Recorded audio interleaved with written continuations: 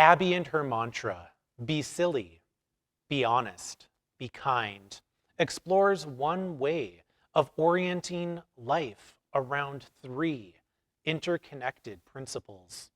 I agree with her assertion that kindness can be the most difficult of the three to practice.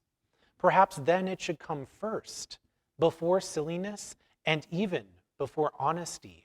We should hold up our thoughts and our actions and see if they reflect kindness before all else.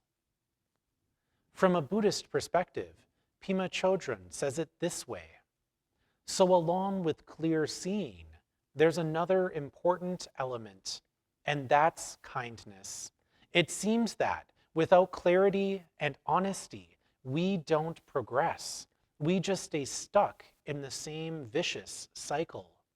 But honesty without kindness makes us feel grim and mean, and pretty soon we start looking like we've been sucking on lemons. We become so caught up in introspection that we lose any contentment or gratitude we might have had. Pursuing anything without beginning from kindness can result in harm. Things like honesty and even silliness can become mean-spirited rather quickly without a core of kindness at their center. Honesty can be harsh and counterproductive without the ability to share it with a kind heart. Being silly is lighthearted and fun, but jokes and games can also be cruel and used to shame or embarrass others unless you keep them kind throughout. As we age, many of us lose the ability to access silliness as easily as we do when we are young. I know I get in my own way from time to time, and being silly from a kind place can give you a great gift to share with those around you. It is at the heart of many holiday celebrations, especially at this time of year, for a reason.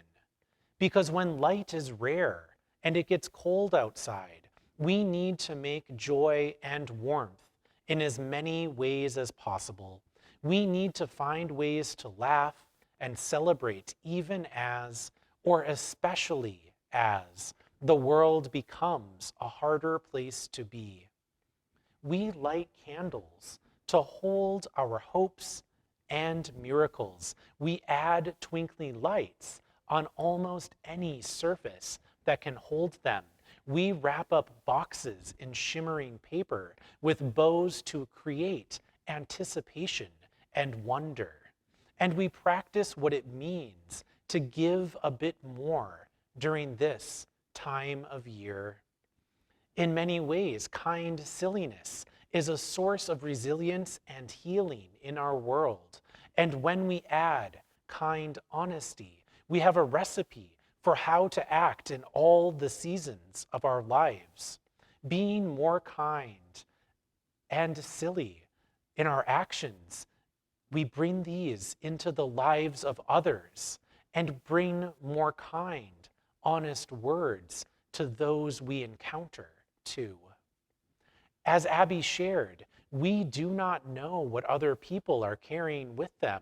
Even those we love most and know best are not completely transparent in what they hold in their hearts. And those we meet on the street or bump into in the comment section of the internet or find ourselves related to inexplicably across so many different ways of seeing the world, all of those people have untold numbers of things they bring with them each and every day. So kindness requires an awareness of that, a practice of reminding ourselves of the multitudes of wrapped boxes of experiences we do not know the contents of. Some of them hold heartache, some joy. Some get unwrapped as our relationships deepen, and some never do. From Mary Oliver. Heavy, that time I thought I could not go any closer to grief without dying. I went closer, and I did not die. Surely God had his hand in this, as well as friends.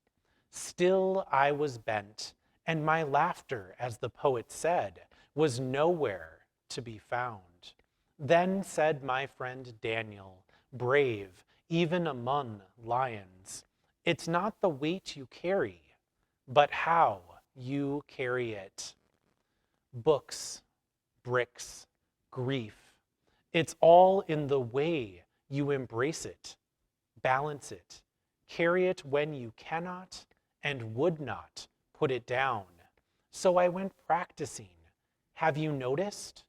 Have you heard the laughter that comes now and again out of my startled mouth? How I linger to admire, admire, admire the things of this world that are kind and maybe also troubled, roses in the wind, the sea geese that rise with the steep wave. To love, a love to which there is no reply. If we remain kindly honest in what we do, we acknowledge the truth that we do not know all, and we acknowledge that we too carry a great many boxes with us, some of the contents of which we hide from ourselves as well as others. The kindest of honesties would also let us remember that we will not always be kind first, especially to ourselves. So as we move through this world, the goal is to be kind first whenever we can, and to know that when we are not, that to begin again in kindness is to also forgive. We forgive ourselves when we skip kindness. We ask for forgiveness of those we skipped kindness with, too.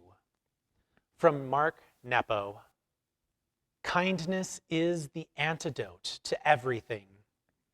Despite the many ways we try and the many ways we miss, we are kind nonetheless. It's the kindness and the wisdom we will encounter beyond our fear that brings us together, that brings us alive. The first reward for kindness is thoroughness of being.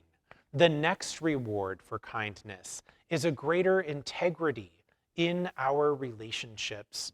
But the most endearing reward for kindness is our experience of oneness. For being kind renews our kinship with all things. In Nepo's words, we see that kindness is required of us if we want to live by our Unitarian Universalist principles, to acknowledge the inherent worth and dignity of every person, our first principle. We need kindness first. To pursue a free and responsible search for truth and meaning, our fourth principle, we need to proceed with kindness.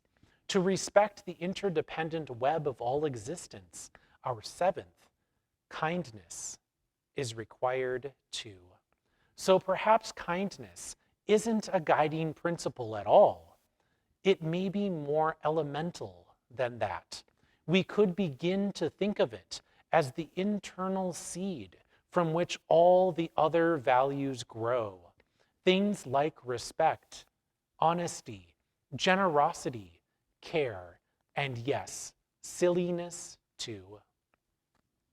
May each of us put kindness first. May we go back to kindness when we skip past it in our hurried lives. May our mistakes be made as lightly as possible. so may it be.